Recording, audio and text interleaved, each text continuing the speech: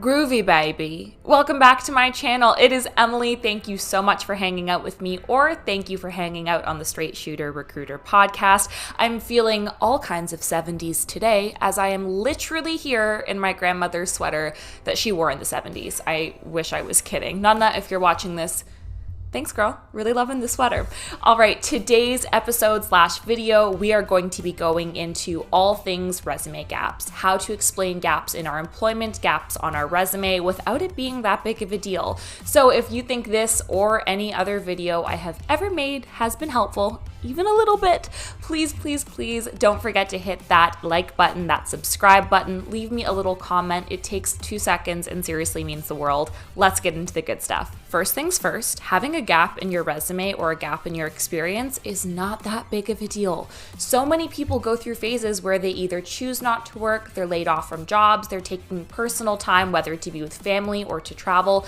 Ultimately, I just want you to know it is not a big deal to not be working 24/7 for the entirety of your life. But I do recognize that having a gap in your employment can make it a little bit harder either to find a new role or to have the confidence to discuss why you had some time off in interviews. So the goal for today is to let you know, coming from a recruiter, having a gap in your resume is not a big deal, and how you're going to talk about it in your interview so that it doesn't even come close to being a deal breaker. Before we get into the interview itself, if you voluntarily took some time off from work, whether that was, to travel, be with family, be with friends, it's perfectly appropriate to put that on your resume. I've seen many people put the year or the 2 years that they've been off work and in brackets say sabbatical or time off or time to travel. So there's nothing wrong with you getting ahead of it and putting it on your resume. If that time off wasn't voluntary, maybe you were looking for work, were laid off, whatever it might be, don't put it on your resume. Feel free to leave a gap and wait for the interview to actually have that discussion. So when you get to the interview stage, the best thing you can do is be upfront about your gap in the resume.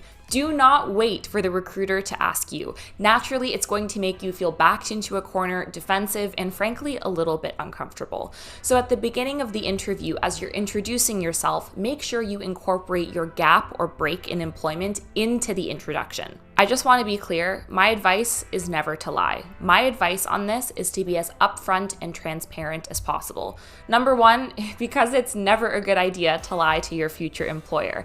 And number two, if they're not going to appreciate that everyone has a different career journey or sometimes has breaks in employment, that is clearly an employer that lacks empathy and is not somewhere that you want to work. Here's an example of some ways you might be able to incorporate letting the employer know that you had a gap in employment. So in the middle of your introduction, you might say, after I worked at Apple for 5 years, I was actually laid off due to the pandemic, and I've been spending some time with family, upskilling some of my experiences while looking for a new role. Always make sure you're putting a positive spin on you being laid off, terminated, or taking time off. Whether you're sharing that you're spending time with family, investing in your education, or taking your time to find the next role that's really perfect for you. The worst thing you can do is say, yeah, I was laid off and I've been looking for work for a year. While that might be true, the recruiter is going to want to hear how you've been positive and optimistic about that situation. So calling out things you've done in your personal life, maybe traveling, maybe spending time with your loved ones, or in your professional life, like saying you've been networking, looking into online courses, or really being selective with where you're interviewing is a much more positive take than you just being a negative Nancy. Your future employer naturally is going to want to know why you haven't worked for a period of time, and that's completely okay. What's not okay is you feeling like you need to divulge all of your personal informations or personal circumstances to your employer.